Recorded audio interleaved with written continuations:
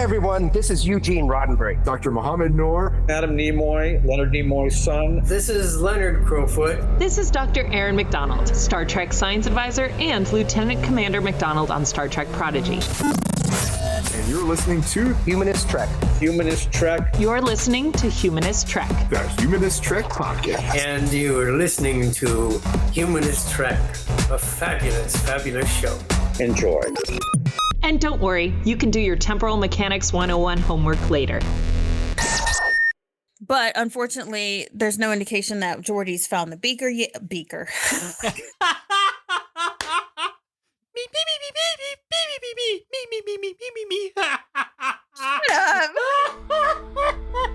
Bacon. Perhaps I could use this as an excuse to go to those far-off planets with little polka-dotted people if necessary, and be able to talk about love, war, nature, God, sex, all those things that go to make up the excitement of the human condition. This is Captain Jean-Luc Picard. Welcome aboard. Jean-Luc Picard to the Starship Enterprise. You want to review your rapid progress? That nonsense is centuries behind us. To the Starship Enterprise. Oh, yeah? That is enough, damn it! Tempo, mon capitan. To the Starship Enterprise. You can't deny that you're still a dangerous, savage child race. Of the planet Earth. You just don't get it, do you, Jean-Luc? That is the exploration that awaits you. Not mapping stars and studying nebula, but charting the unknown possibilities of existence. Jolan True, and welcome to Humanist Trek. It's a comedy Star Trek podcast about the humanism in Star Trek. I'm Sarah Ray. And I'm Allie Ashmead. And this week, we're just going to jump right into a promotion. So, Ensign Arturo has been promoted to the rank of lieutenant with all the rights and privileges there too, or however that goes.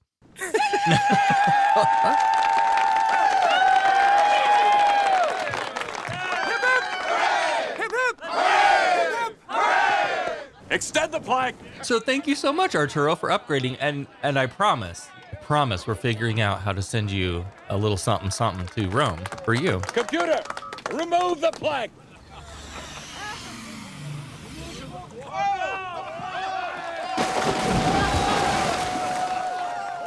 Yay! Thank you, Arturo. Yeah, thanks so much. Speaking of these little gifts that we've been sending out, patrons are receiving their gifts. Sorry, it's a little late for Christmas, but I think most of them have shipped. So if you're still waiting for your little holiday surprise, it's on the way. But patrons are receiving them and starting to post pictures, which I absolutely love. Yay! So join our Discord because all the fun shit's happening there. And it's not a big community yet. Like it's a pretty like small family sized group, you know? Yeah. So perfect time to jump in. You're not likely to make very many enemies there. But if you do, this week's episode wants you to put your bullshit down and work together. Love it. I love it. It's Star Trek The Next Generation, Season 3, Episode 7, The Enemy. Commander, you'll soon be getting an intruder alert. What? I got something, sir. Intruder alert, sir. It's an old-style starship, sir. Constellation class, heading this way under impulse comm. Number one, kindly take charge of our guests until we have time to decide what we're going to do with them. Sir? Number one, keep them out of my way. So Riker, Worf, and Geordi beam down to planet Hell. It's nighttime, super windy, and they're yelling to be heard over these storms. It's a foam rock playset again. Yeah, good old foam rock playset. Stormy and dark, though, this time. And Riker's like, anybody? Yeah, they can't hear each other and they're yelling. Riker drops a beam out marker, and they'll only have 14 minutes before they have to get back here to beam out. So clearly something unspoken is interfering with the transporters. Communicators and tricorders are also useless here. And Riker's like, well, good thing we didn't bring Data this time. He'd be fucked. They find some debris, and LaForge takes a look at it. Well, first of all, the markings are Romulan, and what the fuck is Romulan doing on a Federation planet? Straight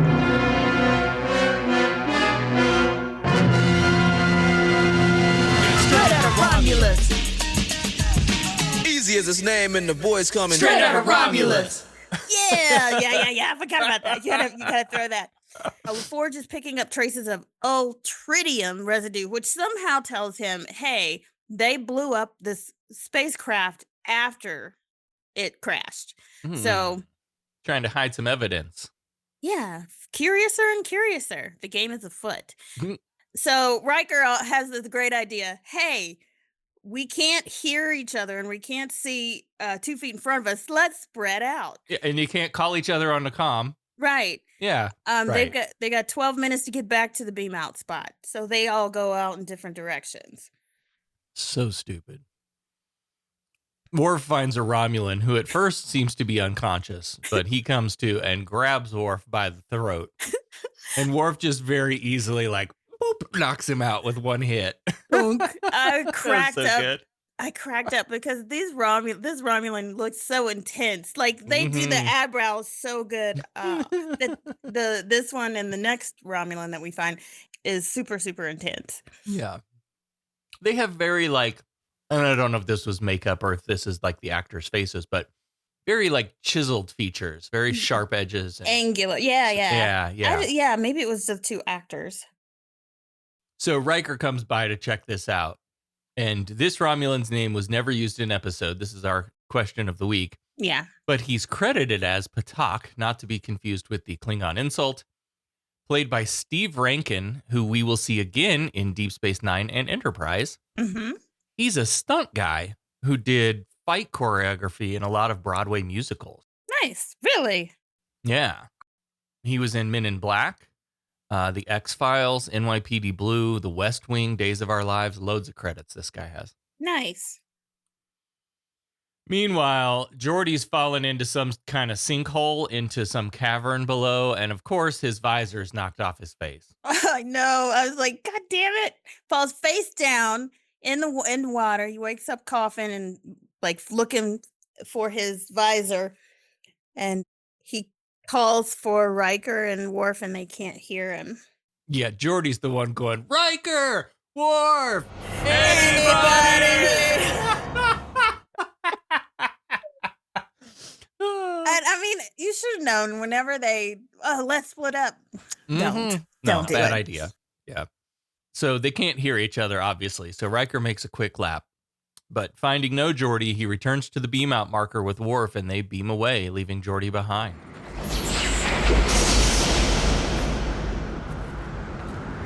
Over here! Some electrically conductive objects!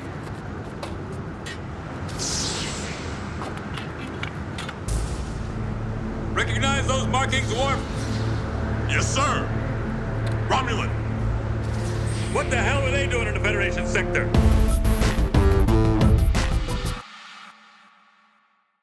At the beginning of this act, we finally figure out why they're even there. And so I kind of like this. I think we talked about this last week. It's the way they start the episodes. It's what are they doing? It's a big mystery. They don't always start with a captain's log. Yeah, it's more of a cold open. It's we're right into the in the shit. Yeah. Yeah, well, right in the shit. They had discovered or received some sort of distress signal, and then that's what led them there. And this hell planet is Galorndon Core, which was a super familiar name to me. Really? But not from this episode. I don't know why I remember. I don't know if I thought this was Gorn? Were you thinking Gorn? No. I was thinking this had something to do with Cardassians or something. But I don't know. Cardassians, Romulans, they all look alike. Wow.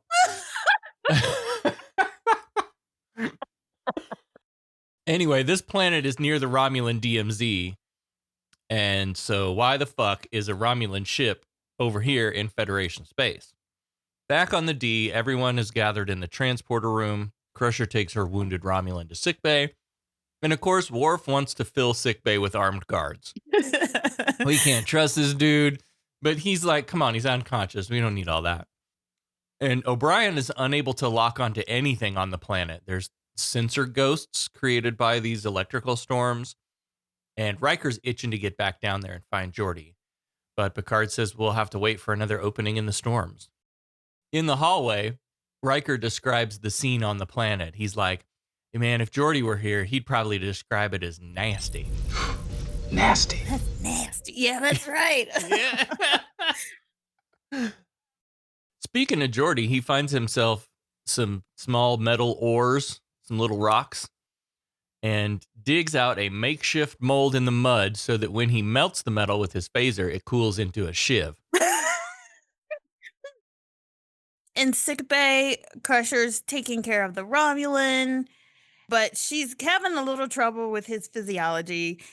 She thought it would be like Vulcan's, but it's not. He's got some cell damage and he's going to need a transfusion, but she has to test everyone on the ship to see if anyone has compatible ribosomes. So it's almost like blood typing, but except different.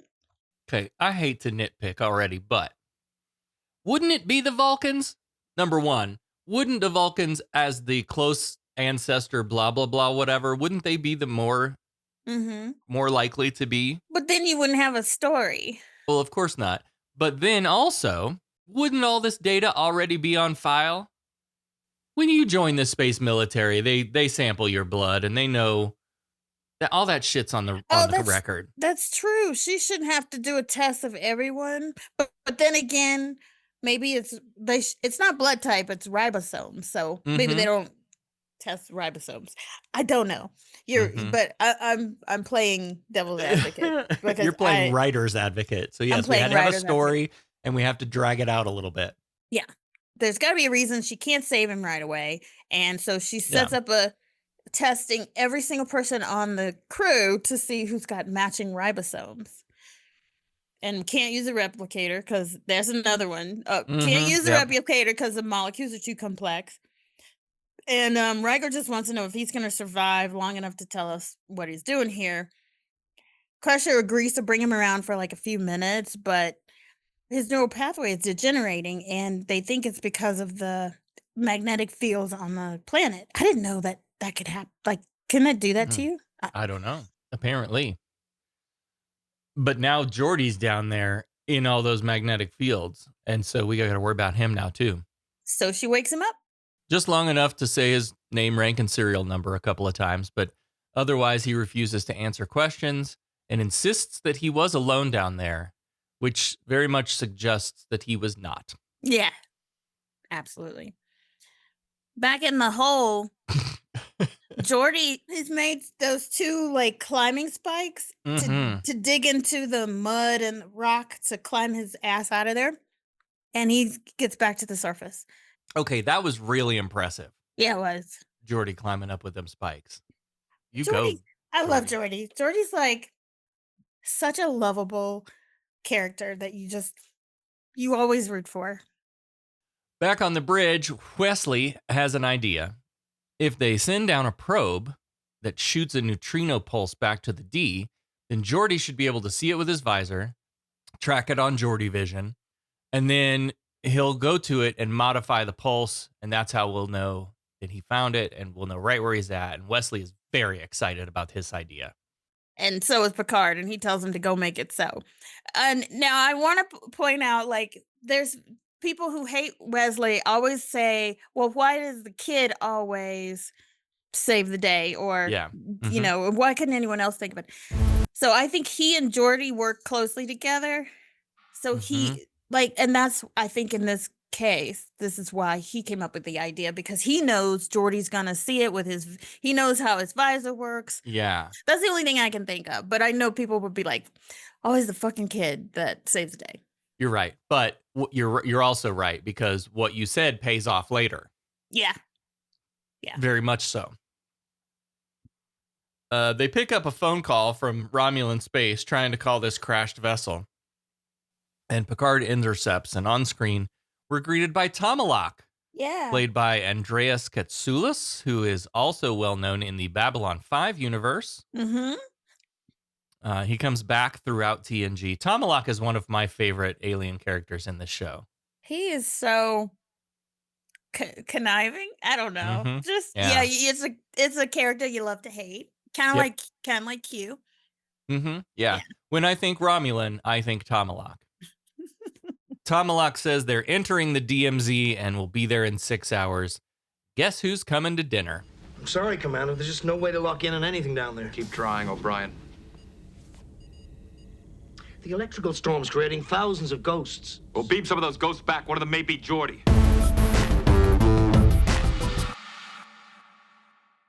I love this. So Picard fires off a phone call back in the direction of the Romulans, and he's like, hey, so Tomalak, hey, we intercepted that call.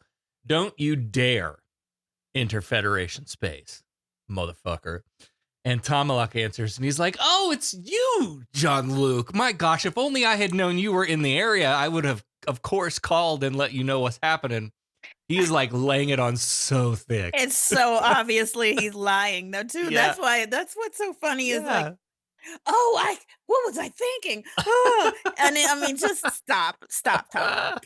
So of course Picard is like, oh really? And he's like, yeah, so one of our ships, see, what happened was, they crashed.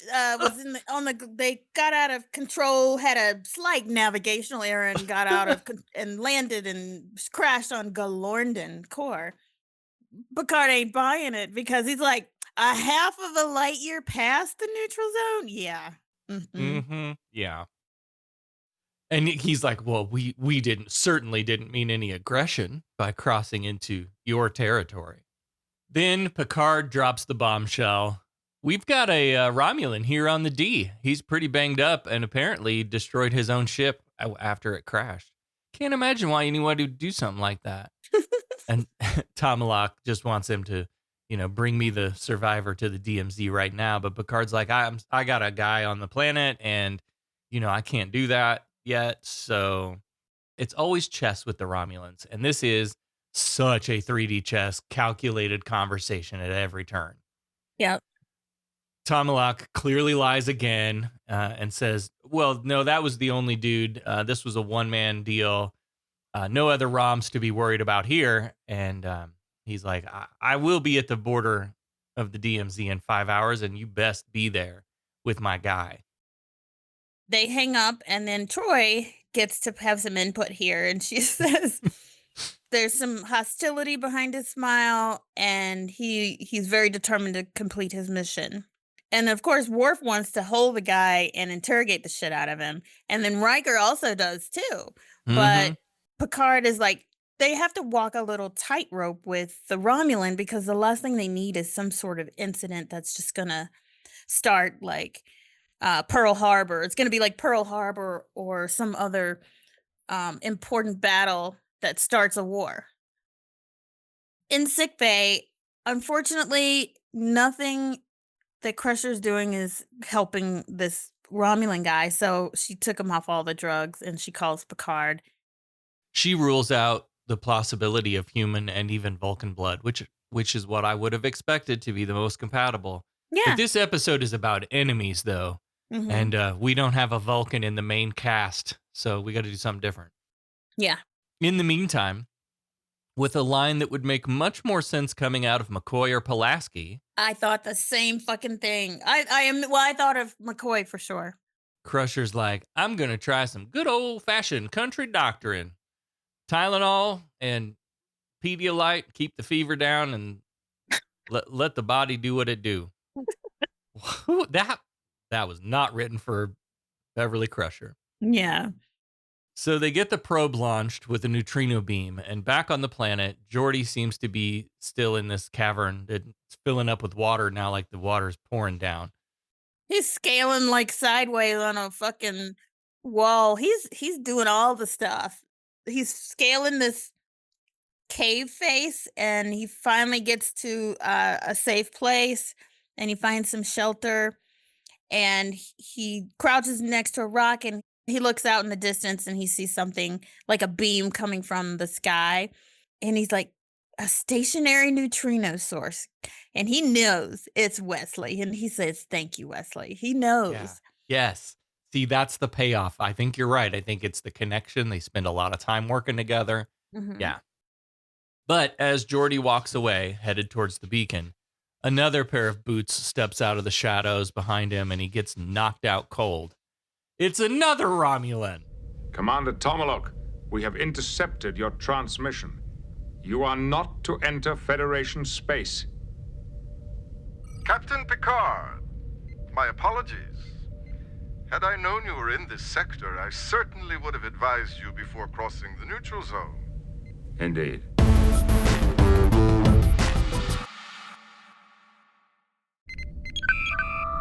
Attention Starfleet personnel. Are you tired of endless duty rosters and warp core recalibrations? Introducing Buffer Time, the card game. The only recreational training simulation that teaches you how to manage your work schedule like a true lower decker. Bluff your way past maintenance tasks, dodge unexpected red alerts, and sabotage your friends, colleagues, while keeping that sweet, sweet buffer time for yourself. Okay, computer, margaritas, frozen, salt. Visit humanisttrek.com/Modiphius and use code TREK for 10% off. Remember, Starfleet Command neither confirms or denies the existence of buffer time. Simulation not recognized as an official Starfleet training program. Card shuffling speed may vary by species. Aw, Tendi, look at us. Lower decks, breaching protocol together. Friendship. When Geordi comes to, the Romulans got a heater on him and taken his comm badge, although the comm badge is useless anyway, so okay. Yeah. And Geordi tries to like tap it to make a call and finds that it's missing. I'm like, come on, that wasn't going to work anyway. But anyway, this Romulan we later learn is Bakra, played by John Snyder. Mm-hmm. And the stuff IMDb thinks I'd know him from was totally not helpful at all. But he did do a lot of classic TV in the 80s. Miami Vice, Knight Rider, Simon and Simon, Quantum Leap. Oh man, you didn't watch any of those? Simon and Simon? No, those are the ones I knew. Right. Here's what IMDb says we should know him for. Sid and Nancy in 1986. What the fuck Never is that? fucking heard of it. No. Lupin 3, The Castle of Cagliostro. Nope. It's a voice actor overdub, manga overdub. Okay. Eraser in 96. With Arnold Schwarzenegger? Yes. Oh, I know every Arnold Schwarzenegger movie. The old one anyway. And Akira from 1988. Akira, don't know what that is. Nah, see, I don't know any of that stuff. That's why I picked out shit from the 80s that I did watch. Later, he got into voice work and did a whole bunch of things from TV to video games. And I found this super weird. Mm-hmm. This guy had like a million aliases. His credits range from Ivan Buckley to Jack Emmett to Felix Cooper to Stephen Martello. What? So here's what I learned. Okay. So until much more recently, the Actors Union, SAG-AFTRA, had a rule that there could only be one person named a thing in the union. So if Sarah Ray was already taken by some other actor, I would have to try to go by Sarah Austin or come up with a different name, as long as that was also available. Mm-hmm. And then apparently actors would use fake names like left and right to work on non-union projects without the union knowing about it. Okay. So if he was going off doing voice work or whatever and needed to not be himself, you know what I mean? Yeah. I mean, surely they would find out eventually. Or no? Anyway, now you know, and knowing is half the battle. G.I. Joe! Anyway, we'll see this dude again in season 5. Okay. I love Geordi gets to be a comedian, and he got jokes in the face of a Romulan holding him at phaser point. Yes, I love the snark and sass that he brings to this situation. Yeah. Oh no, you captured me. I'm sure this is a strategic triumph for the Romulan Empire. I know. And of course, Bakra is super serious, super severe, just like the other guy. And he is not trying to make friends or laugh or joke. Yeah. He's waving the heater around and Geordi's like, come on, man, I got sand in my shoes. Don't you just hate that? Oh, LeVar was so much fun. He was great. And of course, Bakra's like name and rank, and he gives him his name, And Bakra tells him, you're coming aboard my ship when the Romulan ship arrives. And he's like, no, I don't think so. And he kind of bluffs and says the sky is full of Federation ships. And Bakra thinks he's lying. And of course, LaForge goes, I never lie when I've got sand in my shoes. Yeah, so good. I also love here that, Bakra demands Geordi's name, rank, and serial number, and Geordi tells him. But then Geordi turns around and he's like, okay, well, I showed you mine. You got to show me yours. And Bakra refuses to name, rank, and serial number. So Geordi just starts calling him Commodore. So good. It is. It's beautiful. Absolutely beautiful. Yeah. Geordi tries to say, like, look, as soon as there's a break in the storm, we can get the hell out of here, but you got to put that heater down. And then suddenly there's a foam rock avalanche and Bakra gets knocked to the ground and Geordi picks him up and helps him go down into the caves a little further. That phaser never leaves his hand. When those rocks fall on him, he's still holding on to the phaser. And Geordi plops down and says, welcome to Galorndon Core, where no good deed goes unpunished. And he says that because after he helps this guy and sits He's him still down, got a heater on him. And he points the phaser at him again, and he's like, "Are you fucking serious? Are you serious?" Back on the D, Worf drops by sickbay because Beverly has some good news. Good news, everyone. Uh-oh, I don't like the sound of that. I could tell she was being super, super nice to him, and I'm like, she's buttering him up for something. She's like, Worf, this is so exciting. You're a match for the Romulan. In fact, you're the only match on the whole damn ship. Isn't that great news? And he's like, let that piece of shit die. Yeah, pretty much.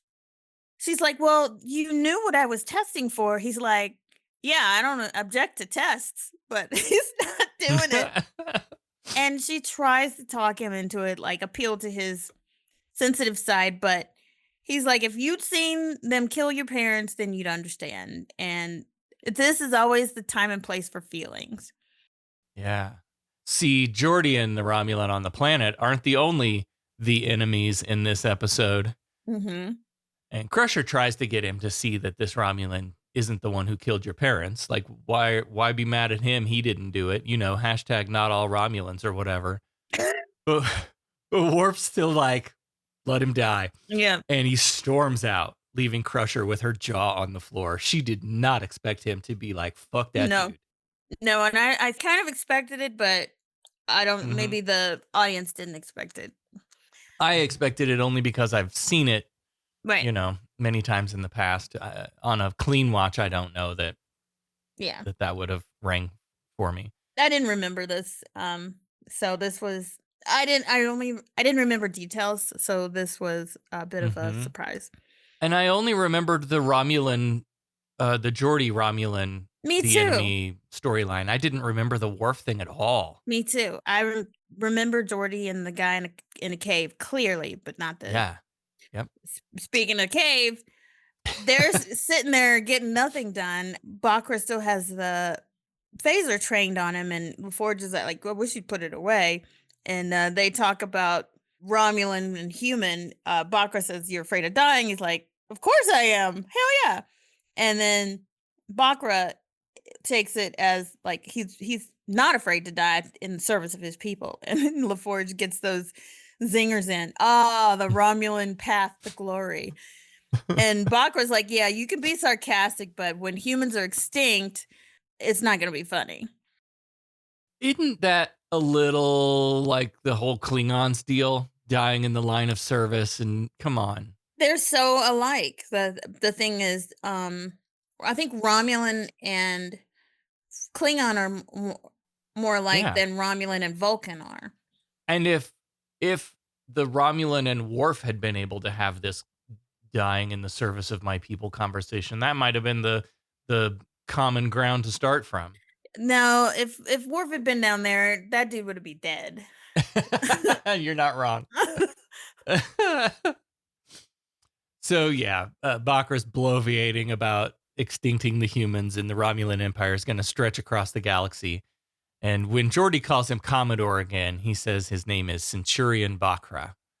And Bakra starts coughing, and Geordi's like, whoa, your heart rate shot way up. You okay, bro? And he discloses to him that his visor translates radiation and such so that he can see, and without it, he'd be blind. And I think even Geordi realized as he was saying it, like, oh, maybe I shouldn't have said all that. Mm-hmm. But, I mean, Bakra just asked him how did it happen? This eye thing that you've got going on. And he's like, I was born this way. But then Bakra says, and your parents let you live? Jesus Christ. This is what you see in this particular species, or alien race, and then also what you see in some animal species in here on Earth. I mean, there's an argument to be had, I guess, for, the Romulan here says, what a fucking waste of resources that you spend on damaged children that, but Geordi is the argument to the opposite, which is, yeah, and I can grow up to be a useful contributing member of society. And in fact, I'm the chief engineer, bitch. Yeah. Like, the bitch is silent. So, yeah. Yeah.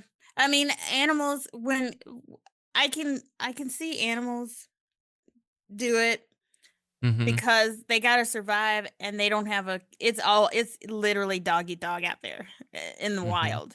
So they do that in the wild. This doesn't land, though, because Geordi Vision is experiencing some technical difficulties.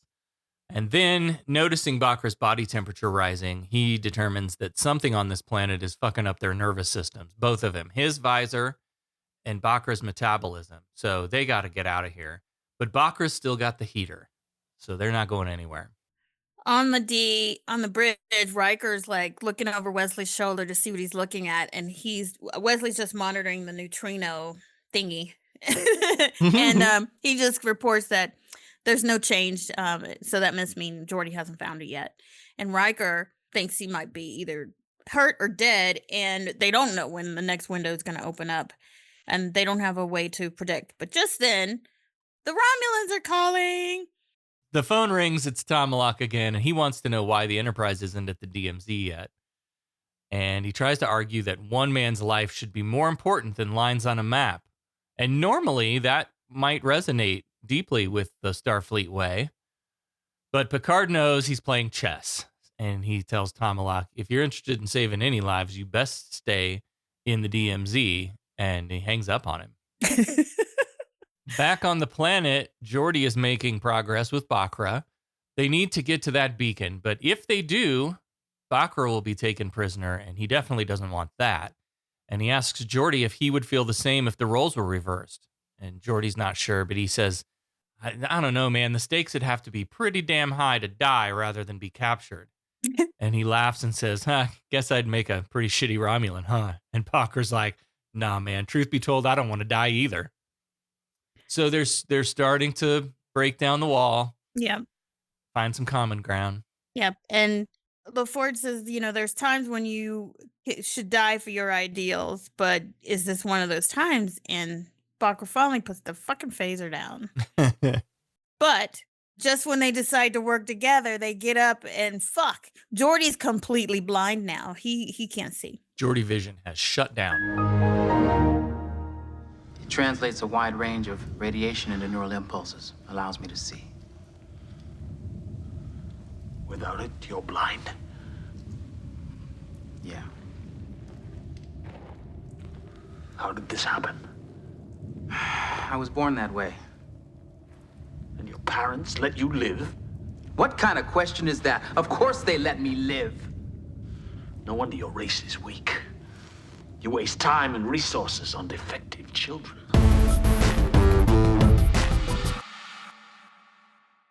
Worf drops by Riker's apartment to talk through this blood donor thing, and Worf explains his deep hatred runs back to the death of his parents, and he intends to blame all Romulans forever for this. And Riker's like, Jesus, Worf, what if one day the Federation and the Romulans make peace?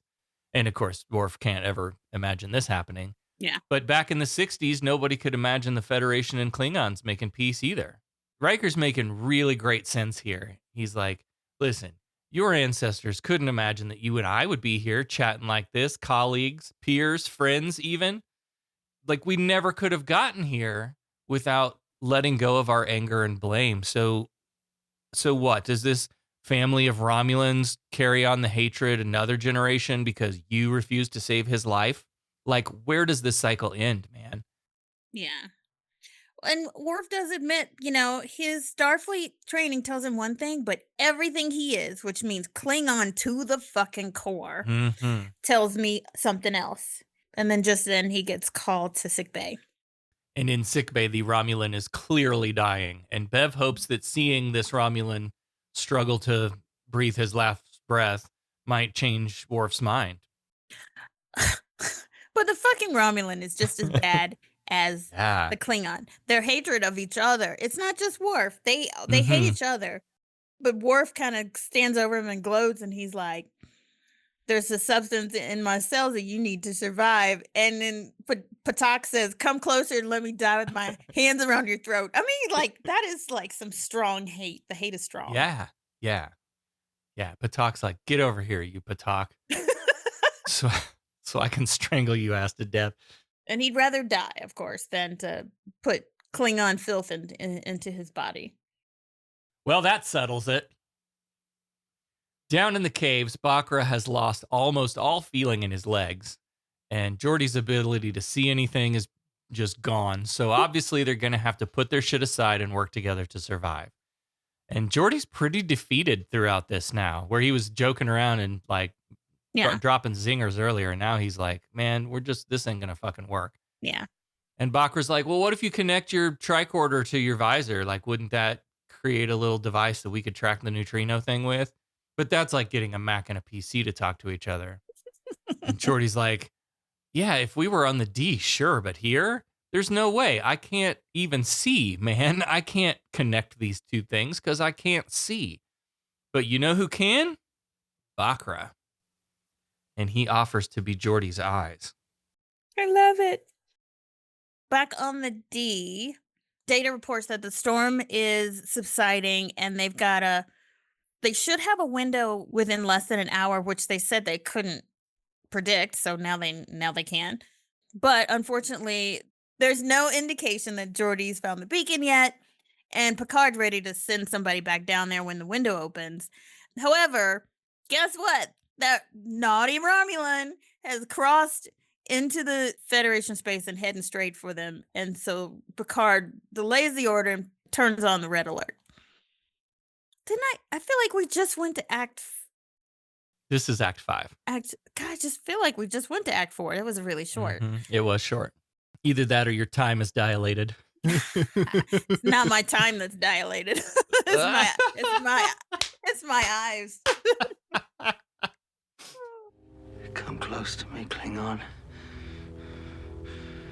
Let me die with my hands at your throat. There is a substance within my cells which you need to survive. And you've come to hear me beg for my life. No.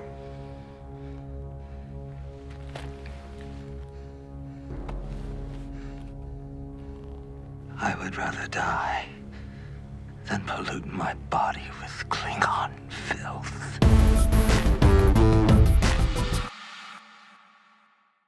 Geordi's giving instructions to Bakra, and eventually they get this makeshift neutrino finder working. And Geordi's excited by this. The first Federation Romulan co-venture. I love it. He's so excited. He's Yeah. patting him on the back like they've worked together and they just accomplished something amazing, which they have. Mm-hmm. The storm is breaking up, so hopefully they'll be able to beam out. But then that means that Bakra will be a Federation prisoner, he thinks. And Geordi doesn't say no. No. I was like, wait, Geordi, why aren't you saying anything? You're not reassuring him and be like, no, it'll be fine, dude. He didn't say nothing. He didn't say nothing. Geordi helps Bakra up. He struggles to walk, and Geordi's struggling to see, but together they kind of, you lean on me and I'll lean on you, and we make haste towards the neutrino beacon. Picard now is going to take a swing at trying to convince Worf into this blood donation thing. Yeah. His approach is, listen, man, if that Romulan ship gets here and that guy's dead, That gives them loads of reasons to accuse us of killing one of their guys and start launching us all into war. Like, this is bigger than one Romulan and one Klingon with a grudge. Mm-hmm. And Picard tries the needs of the mini card. And Worf's like, listen, if you order me to do it, I'll do it. But Picard doesn't want to order him. He wants Worf to choose it. And Worf, again, says, nah, let the dude die. And in a very tense moment, Picard sits back down and says, Lieutenant, as if he's about to give the order to go do the blood transfusion. Yeah, that pregnant pause. Mm-hmm. Yeah. And Worf's, like, Dorn's whole face is prepared for that order. Mm-hmm. But then Picard just dismisses him. And then he calls Bev and he's like, so listen, Worf's not going to do the thing and everybody needs to stop trying to get him to do it. But it won't matter because the Romulan's already dead. Oh my God! They've killed My officer. you, bastards! That was a really, really, really important scene. Like, probably one of the most important scenes. Yeah. Back on the Galorndon core, Bakra and LaForge make it to the neutrino probe, but now they have to alter the signal pattern so that Wesley on the Enterprise knows that they found it. And of course, again, they're gonna LaForge is gonna have to talk Bakra through it. Data gets a window in the storm, but it'll only be open for 9 minutes, 40 seconds. And the Romulan ship is rolling up like everything is coming to a head all at once. Yeah. Tomalak blows in a call and offers Picard one chance not to be blown to pieces. Give us our guy back. And Picard just goes back to the territorial position. I done told you not to come over here, motherfucker. Mm-hmm. But Tomalak insists he will not leave without his officer. And Picard's like, well, he's dead. So, and yeah, this is about to kick off a major war. Yeah. The Romulan ship starts to power up the disruptors, and they have to put their shields up and lock phasers on target. But if their shields are up, they can't beam anyone up. Yeah, and sure enough, right then, Wesley's like, hey, guys, the neutrino beacon is changing. Damn it. And so if they lower their shields, the Romulans will shoot them. So fuck. And then the window is closing. And they got 3 minutes left. Data says the sensors are still pretty glitchy, but he thinks he's got 2 life forms down there. Can't be sure the other one is Romulan, but who the fuck else could it be? So Picard tells Riker to put on his best poker face, and they call up Tomalak again. No answer, but Picard says, you just leave it open. I got something to say. Tomalak, buddy. So our away team has located a second survivor on the planet that you said couldn't possibly be there. And Picard promises that once they're beamed up, they will return their officer to them too. And Picard gets a really nice speech here about how they're both in command of incredibly we all got nukes. Yeah. It'd be very easy for us to blow each other up right now. We got nuclear weapons. Yeah, both of us have nuclear weapons. Have a nuclear weapon? Yeah, we got to go into Romulan space because I swear they have WMDs. There's an old saying in Tennessee, I know it's in Texas, probably in Tennessee, that says, fool me once, shame on you. If fool me, we can't get fooled again. Kids, look that up. Yeah. But what they do next is going to have major repercussions. He says, we have good reason to mistrust one another, but we have better reasons to set our differences aside. And Picard declares that he will be making the opening gesture of trust by lowering their shields to beam up the guys on the planet, at which point Tomalak could easily blow them to pieces. But if you do, you'll also be blowing the ceasefire that our people have enjoyed for quite a long time now. So I'm going to put my shields down and whatever happens, happens. But like, you need to think about this real hard before you pull the trigger. Yeah. So he orders Worf to lower shields and O'Brien to beam Geordi and the Romulan straight to the bridge. And again, Worf's like, security, fill the bridge, please. We got another Romulan coming in. And Picard's like, will you stop it? Will you calm the fuck down? And Yeah. then he assures Bakra, because I mean, gosh, you're beamed right to the bridge for the captain, and Yeah. then of course I'm thinking you're gonna probably put me in some sort of prison, but Picard tells him nobody's going to hurt you. And then LaForge finally says, you have my word. And of course, they're right in the view screen. So they turn around and they see the Romulan ship. And Tomalak comes on screen and he's like, if you people have mistreated my guy in any way, I'll cut a bitch. You mean this guy that you said wasn't even there? Mm-hmm. Oh, him. Yeah. Mm-hmm. Yeah, okay. Yeah. Yeah, this was a great, like, I'm calling you on your bullshit ending to this phone call. Bakra speaks, and he says, I haven't given away any information, but I was not mistreated. In fact, this human here saved my life. And Picard, having caught Tomalak in the lies, calls him right out on it. So you didn't know there was another Romulan on that ship? That's the story you're going to stick with? And it's just a misunderstanding, Yeah. I was obviously misinformed about the size of the craft, I assure you I intended no deception. Yeah, right. God. Laying it on so thick. Picard asks for an act of good faith in return. Perhaps power down your weapons, which they do, and Picard cancels their own red alert. And they agree to transfer Bakra to Tomalak's ship and escort them back to the DMZ. And then Picard welcomes Geordi back, and Geordi says he has Bakra to thank for it. Picard sends Geordi and Worf together to escort Bakra to the transporter room. And as they leave, Picard and Riker button up the episode saying that brinksmanship is a dangerous game. Off to the next adventure. Boy, I'm sure glad that's over with. I'll be glad to be relieved of this cargo. Me too. It is done, and perhaps just as well. Yeah, but I learned something today. I sincerely hope that this is the last time that I find myself here. You just don't get it, do you, Jean-Luc? You see, of all the species, yours cannot abide stagnation. Change is at the heart of what you are. That is the exploration that awaits you. Not mapping stars, studying nebula, but charting the unknown possibilities of existence. Really good episode. Really, really good. Yeah. This is very clearly about different relationships between enemies.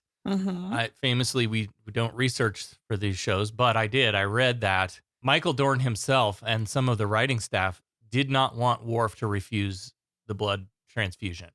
Yeah. Dorn said he thought that donating the blood would be the honorable thing to do, and he's an honor culture alien, so not when it comes to his enemies though, too. Well, the producers thought that Worf was starting to seem a little too human. Yeah. And so we needed to do something to like pull it back away from he's just a human with ham on his head to, distinguish him as a Klingon. Right. And in hindsight, they all kind of agreed. And I think there's an interesting counterpoint happening here. You have Worf and his enemy, Worf refusing to give the blood and the Romulan basically refusing to accept it, both unwilling to budge. Right. And then on the other side, you have Geordi and his enemy put into a situation where they are willing to put their shit down and work together. Yep. And the difference is the history. Geordi and Bakra, the Romulans don't have a lot of history with humans. Just a little bit of skirmishes here and there, but no deep, generations and generations of history. And so maybe it seems easier for Geordi and Bakra to put aside their whatever they have. However, when you look at Klingons and Romulan, I'm talking generations and generations and generations of killing and hating each other and that well-established racism. Yeah. It does not budge just because they work together in a cave. You know what I mean? It's not, it doesn't go away. Kind of like our history in America. Like even in the 60s, the civil rights movement, Jim Crow, that's over with. However, we know there is some deep-seated hatred, mostly on the white people's side, but the Klansmen didn't go away. They didn't go away. They just went underground, so to speak. And now, but they're now not underground anymore, and they're very open about it. So it never left. And if I lived by Worf, I would Mhm. hate every white person. Yeah, you and I would not be here today. No, I would hate every single, and we would still be fighting to this day in this country, like Mhm. everyone though. Yep. And so I felt myself wanting him to do the right thing and, well, do the quote unquote right thing and give him Right. the blood. But then again, I was like, you know what? There's nothing that says he has to. Mm-mm. It's his choice. Just to make, he doesn't need to do it to make us and the viewers feel better. Yeah. He can choose to not fucking save that piece of shit's life. Yep. Yeah. And the difference I think with Worf that you haven't talked about yet is the very personal. Mhm. Very My personal. parents were killed by these assholes. Right. Not just that our races have this long, deep history. But I in have a front of them. very personal reason. Yeah. Right. Mhm. Right. Yeah. So I think that makes him not seem like a dick because it's Right. a very personal thing. But if we were looking at him through human eyes, then yeah, he's a dick. But if we're looking at him through Klingon's eyes, no, he's not. He's doing Yeah. what a Klingon would do, and I really appreciate that they thought about that and said, let's not let the audience dictate how the story goes. Mhm. Let's give him something to think about. Yes, right. And it doesn't all wrap up nice and neatly at the end, and Right. we've all made peace with each other and, Just so off to the everybody next can adventure. feel good. Yes. No, this one makes us think. Yeah. And from the storytelling perspective, I guess, like, you almost need this to show the juxtaposition between Geordi and Worf. You have one example of how we'd like things to go. Mm-hmm. And then one of reality. Yeah, and yeah, how things often actually go. Yeah. Yeah. And I think, like, I might not agree with Worf's reasons, but they're valid to him, and that's important Yeah. to recognize. Like, Yeah. and yeah, bro, it's your body, your choice. Yeah. And then the whole, like, the out of necessity to survive, Geordi and Bakra had to put aside their differences. Yeah, there's another key difference. Geordi and Bakra were both both of their survival was at risk. Yeah. Where Worf was fine. Nothing was threatening his life. And perhaps had there been some kind of, if you don't help this Romulan, you're going to suffer and die or something in some way. If Worf's mortality were also on the line, that might have moved him. I don't know. Worf is so stubborn. Mm-hmm. You know how stubborn he is. Mm-hmm. And just like the Romulan, he'd rather die before, that. There was a moment that I thought he might actually go through with it out of spite. After that Romulan dude was like, I don't want your Klingon filth in my body anyway. I thought, oh man, what a better reason than to just fucking do it just for spite. Yeah, and so remind this asshole every day that you've got Yeah. you've got Klingon shit coursing through your veins. Yeah. You got me to think, asshole. Yeah. All that said, I did like the effort that everybody tried to make in, like, giving him other viewpoints, like Riker trying to use their own relationship to show, like, this is what good can come out of putting your shit aside. Yeah. And Picard trying the needs of the many, needs of the one. But then Picard just sitting down and not making him. Yes. Yeah. I think that was, I fully expected him to order him to do it. And I'm glad he didn't. And yeah, that was some serious bodily autonomy. Yeah. And then, of course, Picard is a master at fucking de-escalating and seeing through Tomalak's bullshit. Like, so much fucking diplomacy and working together. Like, even with Geordi and Bakra, they just figure out a way to work together to resolve these conflicts. And Picard handles those conversations so well because Tomalak is just lying, lie. And Picard doesn't go, that's bullshit. Mm-hmm. He kind of plays along because it's chess. It is very you don't want to let them know because we know that he knows that they know. Yeah. It's amusing. I think the hardest part of this episode for me is that this is supposed to be applicable beyond soldiers behind enemy lines. Mhm. Like, it's easy to see how this applies to the situations that they're put in. But this is the kind of stuff, like, it should be applicable to us in any number of situations. You know, maybe you find yourself in a situation with your work nemesis Mhm. where you're assigned to some project together and you got to find a way to get over your bullshit and get the project done. And the hard part is putting aside your shit. And Geordi was ready to do that. The Romulan took a little more convincing, and then you have Worf and his Romulan absolutely refusing. So it's hard to put those when you feel something, Mhm. that's how you feel. And I don't know, it's easier said than done. Yeah, that's why I left the zoo, because I had a boss situation dynamic that was, we were not going to see eye to eye. It was not going to happen. We had such different leadership styles, and there was an unwillingness. I felt an unwillingness that any ground was going to be given.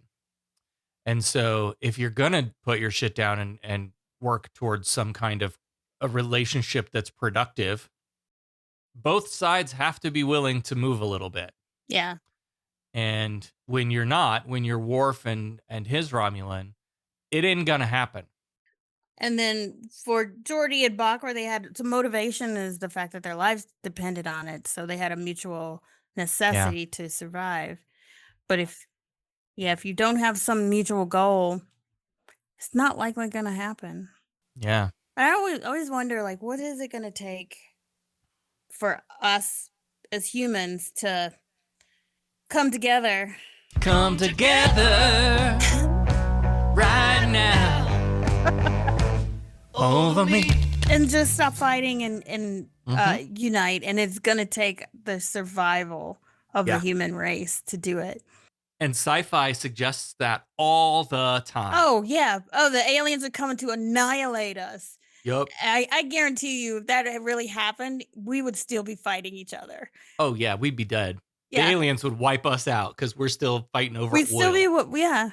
Yeah. So yeah, I think about that. Like, what would it take? And I can't see us ever uniting. No, I think and maybe I'm influenced by sci-fi, but like I really do think the external, and maybe it's not aliens, maybe it's the environment, maybe it's the earth, maybe it's something. yeah, there's a asteroid coming at us, and I don't want to close my eyes. Armageddon. yeah, it's gonna take some external thing that we all have to come together to fight against, and yeah, it should be global warming should be the thing. Right now, we should all be going, holy shit, guys, that's the asteroid coming at us. We need to get over our shit and figure this out. Yeah. And yet most of us have dug our heels in and said, fuck you, let the planet die. Because it doesn't happen fast enough. Because it's one of those Mhm. things where we don't see it yet. Because humans are just like that. So we're not gonna come together, and then it's gonna be too late anyway. So Well, speaking of too late, we got anybody die this week? we did. Oh, it's too late for the Patak. That Romulan that we didn't know his name except in the credits or whatever. Yeah, we're rhyme about it. Mm-hmm. Want to hear it? Yes. Here it goes. We're here together to honor our friend and comrade. We will all find time to grieve for her in the days that are ahead. But for now, she has asked that we celebrate her life with this.